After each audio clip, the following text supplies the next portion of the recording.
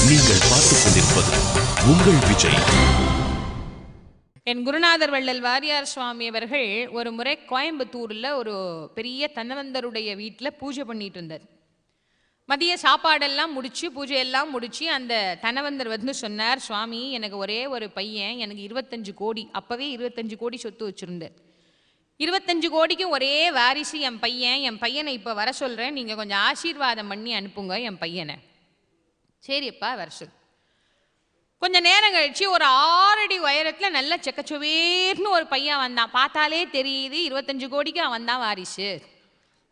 சுற்றி ஆள் படையோட சுட அந்த பையன் வந்து நின்னான். என் குருநாதர் அந்த பையனை பார்த்து, தம்பி சாப்பிட்டியா? எங்கள் அப்பாவை கேளு. தம்பி உன் பேர் என்ன? எங்கள் அப்பாவை கேளு. தம்பி நீ என்ன படித்த? எங்கள் அப்பாவை கேளுனார். குருநாதர் ரொம்ப வருத்தப்பட்டார். இவ்வளோ கோடி சொத்து இருந்து என்ன பிரயோஜனம்? ஒன்றும் தெரியாது. சாப்பிட்டியான்னு கூட அந்த குழந்தைக்கு சொல்ல தெரியாது. இவனை மகன்னோ மைந்தன்னோ சொல்லக்கூடாது. அவனுக்கு ஒரு பேர் இருக்கு, என்னன்னா பாலகன்னு பேர். பால்மனம் மாறா குழந்தை, எத்தனை வயது ஆனாலும் அவன் பாலகன், மகன். அப்பா வயசான காலத்தில் நீங்கள் என்னத்துக்கு கஷ்டப்படுறீங்க, வீட்டில் உட்காருங்க, இனிமேல் நீங்கள் பார்த்த வேலையை நான் போய் பார்க்குறேன்னு தன் குடும்பத்தை காப்பாற்றுபவன் மகன். எங்கள் அப்பா நேற்று வேலைக்கு போனான், 7000 ரூபா கேட்டேன், இன்னும் கொடுக்கலன்னு, நான் இன்னைக்கு வரட்டும், அவன் எலும்பை ஒடிச்சு கையில் கொடுக்குறேன் அப்படின்னு எவன் ஒருத்தன் வீட்டில் உட்காந்து சீட்டாடுறானோ அவனுக்கு பிள்ளைன்னு பேர். அதனால தான் திட்டும் போது சொல்லலாம், உன்னை போய் பிள்ளையா பெத்தனை, என் தலை எழுத்து, எனக்கு வந்து பிள்ளையா பிறந்து ஏன்னா பிள்ளைன்னா தொல்லை பண்ணுறவன்னு அர்த்தம். அதனால தான் பிள்ளை அப்படின்னு பேர். உலகத்தில் இருக்கிற குடும்பம் எல்லாம் யார் வந்து என்ன கேட்டாலும் இல்லைன்னு சொல்லாமல், இந்தா சித்தி குடும்பமா, பெரியப்பா குடும்பமா, அக்கா குடும்பமா, தங்கச்சி குடும்பமா, தெரிஞ்சவங்க தெரியாதவங்கன்னு அத்தனை பேரையும் காப்பாற்றுறவன் மைந்தன். இப்போ தாயார் ராமரை முதல்ல எப்படி கூப்பிடுறாராம்? மைந்தா வருக, மகனே இனி வருக. ராமர் முதல்ல தன் குடும்பத்தை காப்பாற்றலையே, குகன் குடும்பம், சுக்ரீவன் குடும்பம், விபீஷணர் குடும்பம்னு ஊரில் இருக்கிற குடும்பத்தை எல்லாம் காப்பாற்றிட்டு கடைசியில் தன் குடும்பத்தை காப்பாற்ற வந்தாரா. அதனால்தான் மகனே இனி வருகட்டினார். அன்னைக்கு தாய் சொன்ன வாக்கு பின்னாளில் பழித்தது. அதனால்தான் குழந்தைங்களை பேசுகிற போதும் கொஞ்சுற போதும் நல்ல விஷயங்களை சொல்லி குழந்தைங்களை வளர்க்கணும்.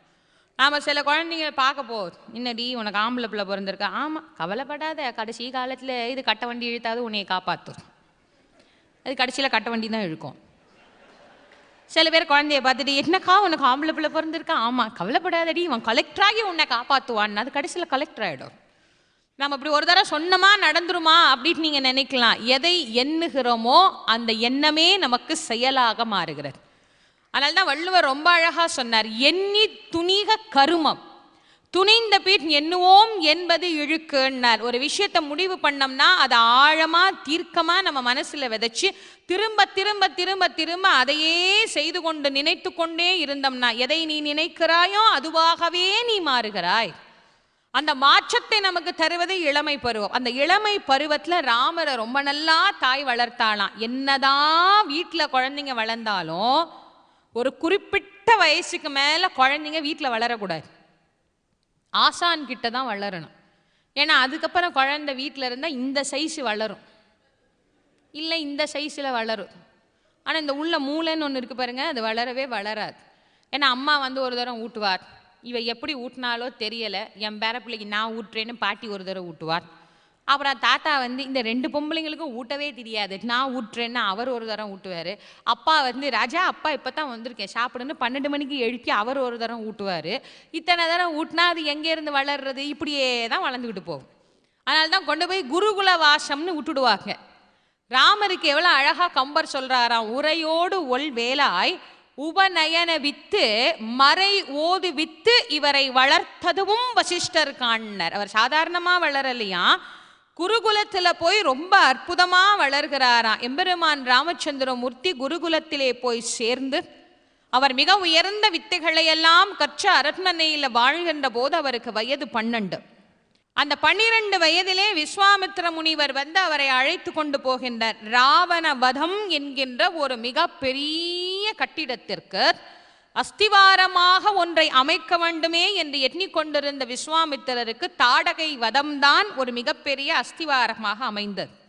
அந்த அஸ்திவாரத்தை அமைக்க எம்பெருமான் ராமச்சந்திரமூர்த்தியை கானகத்திற்கு அழைத்து கொண்டு போறதுக்காக வந்தார். சபா மண்டபத்தில் ரொம்ப நல்லா உட்கார்ந்துருக்கிறார் தசரதர். இந்த மண்டபம் அப்படி அசைதான். சுமந்திரரே, நம்ம மண்டபம் அசையுதே, சுனாமி வந்தா கூட அசையாதே, அப்படி கட்டியிருக்கே, இது என்ன திடீர்னு அசையுதே. அப்ப வேகமா ஒரு காவலாளி உள்ள ஓடி இருக்குன்னு சொன்னா, மன்னா வணக்கம், விஸ்வாமித்திர முனிவர் வர்றாரு. வரும்போதே இத்தனை ஆட்டம் கண்டா, வந்த பிறகு என்ன ஆட்டம் காணுமோ தெரியாது. சொல்லி முடிச்சவன் நிமிந்து பார்க்கல, சக்கரவர்த்தியை காணோம் சிம்மாசனத்துல. எங்க எழுந்து ஓடுறாராம். வேகமா ஓடி போய் விஸ்வாமித்திர முனிவரை சாஷ்டாங்கமா விழுந்து நமஸ்காரம் பண்ணி அவரை அழைச்சிட்டு வந்து தன்னுடைய ஆசனத்துல அவரை உட்கார வச்சு அவர் பக்கத்துல வந்து உட்கார். சுவாமி, நீங்க என்ன தேடி வந்ததனுடைய காரணம், நான் ஏதாவது உங்களுக்கு, ஆமா, நீ எனக்கு ஒரு உதவி பண்ணணும். என்ன சுவாமி வேணும்னர். இவர் இப்ப கூப்பிட போறது ராமனை. போன உடனே உன் பையனை அனுப்பு அப்படின்னா அனுப்பிடுவார என்ன தசரதர்? அவ்வளவு சாதாரணமாவா பெத்து வச்சிருக்கிறார்? 60,000 ஆண்டுகள் தவம் பண்ணி பெற்ற குழந்தை. அனுப்புன்னா அனுப்புவாரா? அனுப்ப மாட்டார். இப்ப இவரை அனுப்ப வைக்கணும். என்ன பண்ணலாம்? பாராட்டினா மனுஷனை சுலபமா கவுத்துடலாம். அவர் ரொம்ப நல்லா பாராட்டணும். யாரை பாராட்டுறதுன்னு யோசிச்சார். ஏன்னா விஸ்வாமித்திரர் பாராட்டணுமே. இப்படி பார்த்தார், யாரடா பாராட்டலாம்.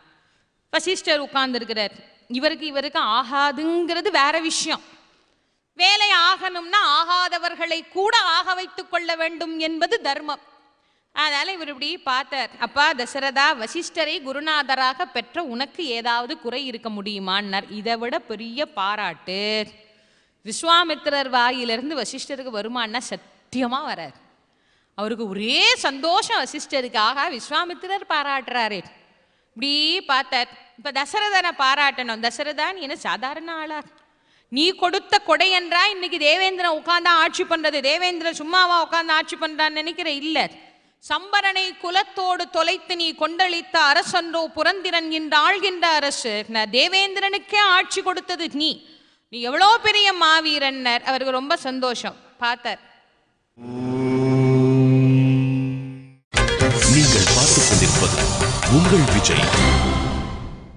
சாமி, நீங்க ஏதோ வேணும்னு கேட்டீங்க, ஆனா என்னங்கிறத இன்னும் சொல்லலையேட்னர். கேட்கிறேன். தருவனத்துள் யான் இயற்றும் தவவேள்விக்கு இடையூறாய் தவம் செய்வோர்கள் வெறுவடை சென்றடை காமவகுளி என நிருதரடை விளக்காவட்னம் செருமுகத்து காத்தி நின் சிறுவர் நால்வரினும் கரிய செம்மல் ஒருவனை தந்தெடுதி என உயிர் இறங்கும் கொடுங்கூற்றின் உளையச் சொன்னான். கம்ப ரொம்ப அழகா பாட்டினர். தரு வனத்துள் அப்படின்னா என்ன அர்த்தம்? மரம் ஓரறிவு. ஓரறிவு படைத்த மரமே தன்னுடைய எஜமானருக்கு என்னெல்லாம் கொடுக்குது. 6 அறிவு படைத்த மனுஷனையும் உன் பிள்ளைய தரமாட்டியா? தருவனத்துள் காட்டுக்கு கூட்டிட்டு போறேன்னு நினைக்காத. நிறைய மரங்கள் நிறைந்த வனம். அங்க ராமனுக்கு சூடு இருக்காது, சாப்பிட்றதுக்கு பிரச்சனை இருக்காது. ஆகவே தருக்கள் நிறைந்த வனமானபடியால் தருவனத்துள் யான் இயற்றும் தவ வேள்வி. வேள்வி யாரோ பண்ணல, நானே பண்றேன். அதுவும் தவ வேள்விக்கு இடையூறாய் தவம் செய்வோர்கள்.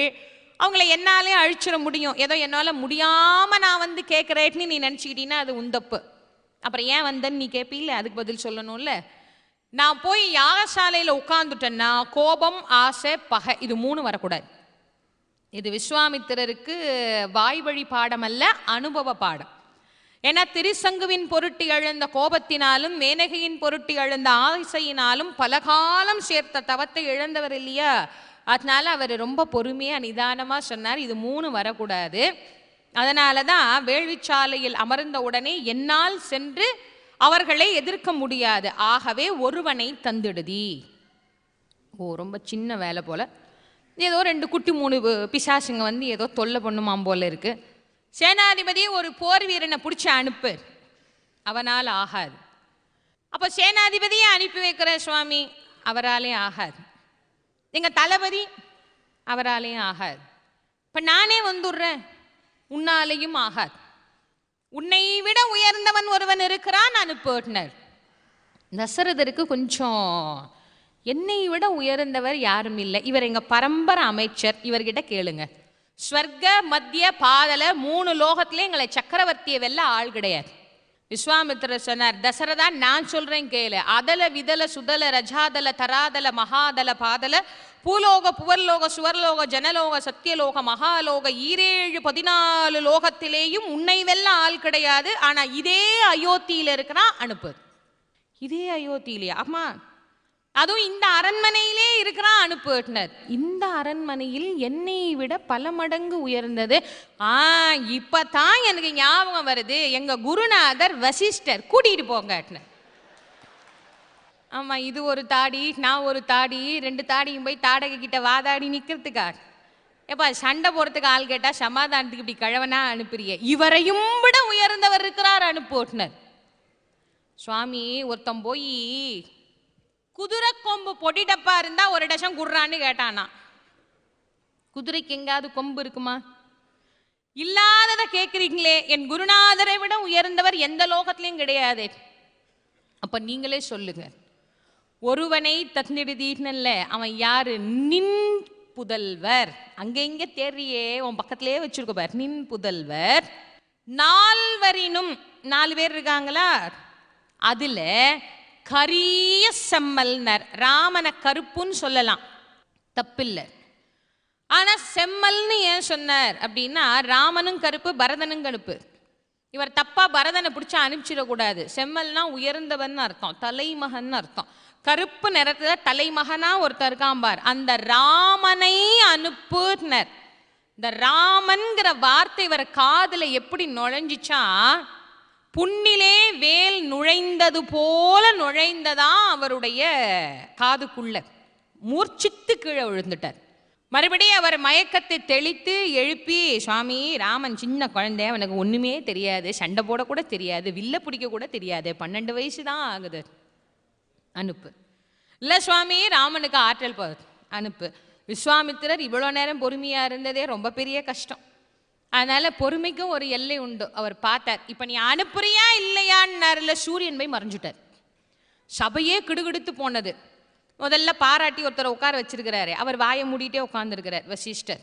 அவர் சொன்னார், தசரதா ராமனை இவரோட அனுப்பு, இவரோட ராமன் போனால் ராமனுக்கு நன்மை உண்டாகும். அது வரைக்கும் மாட்டேன் மாட்டேன் மாட்டேன்னு சொன்னவர் குரு வார்த்தைக்கு மறுவார்த்தை இல்லை, ராமனை அழைச்சிட்டு வாழ்னார்.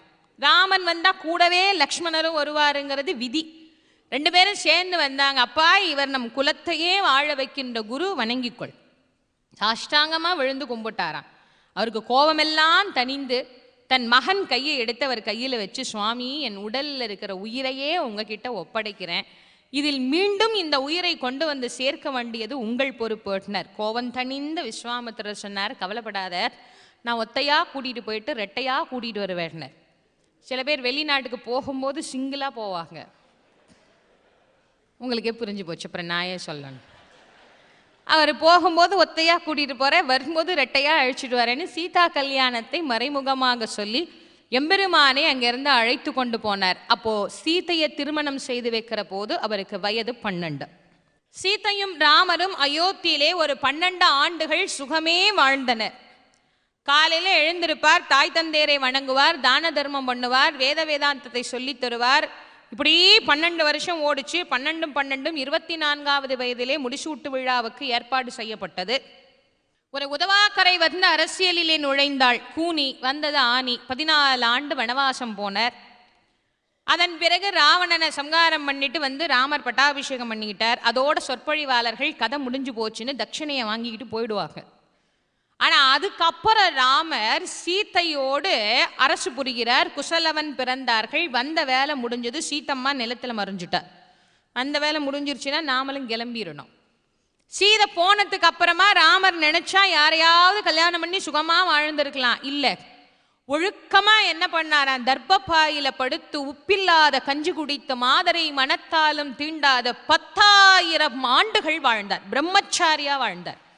அந்த ஒழுக்கம் மொத்தம் ராமபிரானுடைய ஆயுள் 11,000 ஆண்டு, 11 மாதம், 11 நாள், 11 நாழிகை, 11 வினாடி. அதன் பிறகு அவருடைய ஆத்மா எங்கிருந்து வந்ததோ அந்த வைகுந்தத்தையே சென்று அடைந்தது.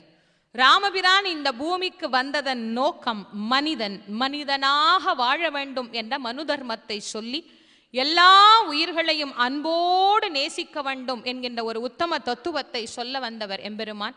அந்த சிறப்புக்குரிய ராமபிரானுடைய கருணை நம் எல்லோருக்கும் பரிபூரணமாய் துணை புரிய வேண்டும் என்று பிரார்த்தித்து இந்த பக்தி திருவிழாவிலே ராம அவதாரத்தை பொறுமையோடு கேட்டு மகிழ்ந்த உங்கள் அனைவரின் பொன்னார் திருவடிகளுக்கும் நன்றி தெரிவித்து சிறப்போடு இப்பக்தி திருவிழாவை நடத்தி கொண்டிருக்கக்கூடிய ஸ்டார் விஜய் தொலைக்காட்சிக்கும் என்னுடைய பணிவான வணக்கத்தை தெரிவித்து இந்த அளவிலே நிறைவு செய்கின்றேன். ஆரிரு தடந்தோள் வாழ்க, அறுமுகம் வாழ்க, வெப்பை கூறுசெல் தனிவேல் வாழ்க, குக்கடம் வாழ்க, செவ்வேள் ஏறிய மங்கை வாழ்க, யானதன் அணங்கம் வாழ்க, மாறில்லா வள்ளி வாழ்க, வாழ்க சீரடியார் எல்லாம். வெற்றிவேல் முருகா. நன்றி, வணக்கம்.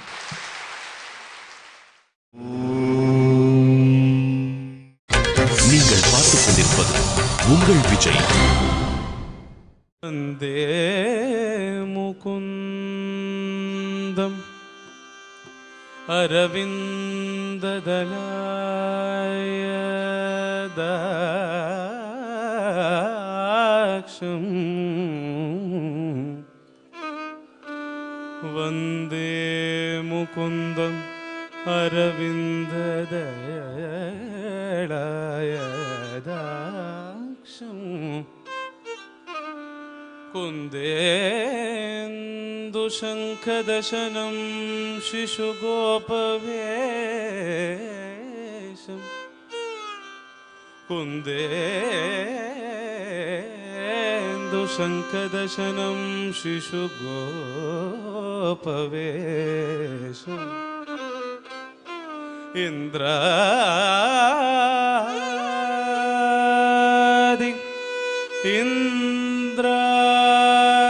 इंद्रादिदेवनुत सेवित पादपीठम्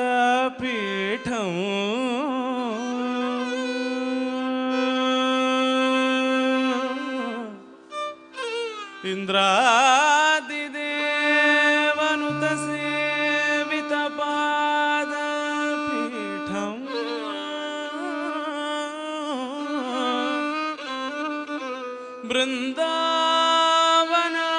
बृन्दावनालयमहं बृन्दावनालयमहं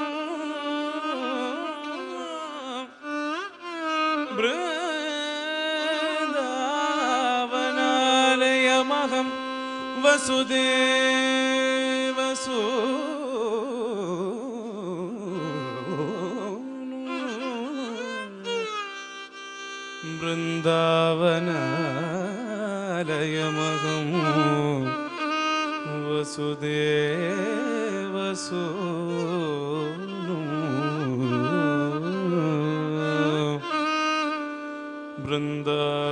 बृन्दावनालयमहं वसुदेवसूनुः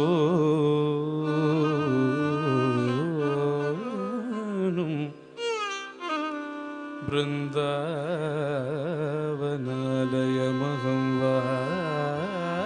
वासुदेव सूनु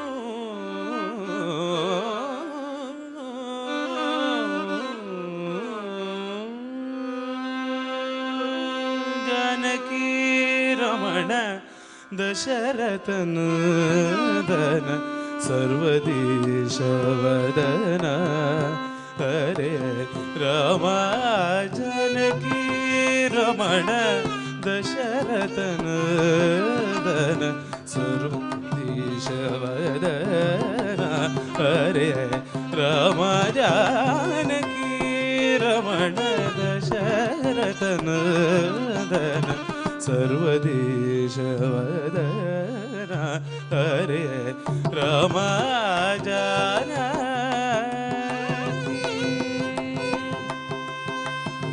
दीनवत्सल दया जलदे राम दीनवत्सल दया जलदे राम दीनवत्सल दया जलदे वरदानशील को दंडपटे दीनवत्सल दया जलदे वरदानशील को दंडपटे जानकी रमण दशरथनन्दन सर्वदेशव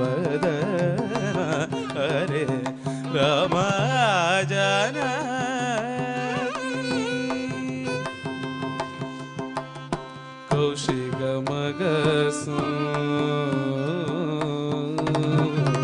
ಕೌಶಿಕ ಮಗ ರಕ್ಷಣಾಕರ ಕೌಶಿಕ ಮಗ ರಕ್ಷಣಾಕರ ಗೌತಮ ಕಾಂತ ನಿಜ ರೂಪಧರ ಕೌಶಿಕ ಮಗ ರಕ್ಷಣಾಕರ ಗೌತಮ ಕಾಂತ ನಿಜ ರೂಪಧರ ಮಹಿತ ಮಹೇಶ್ವರ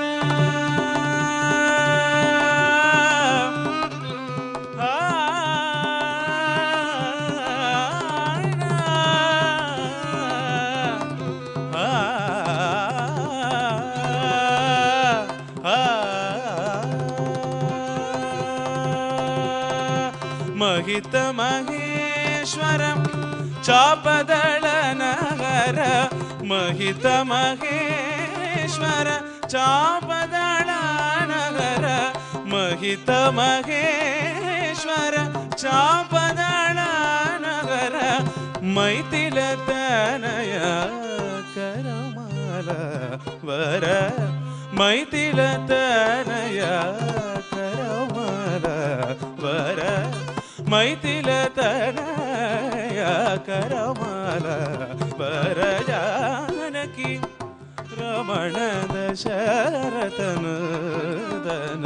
ಸರ್ವದೇಶವದನ ಹರೇ ರಾಮ ಜಾನಕಿ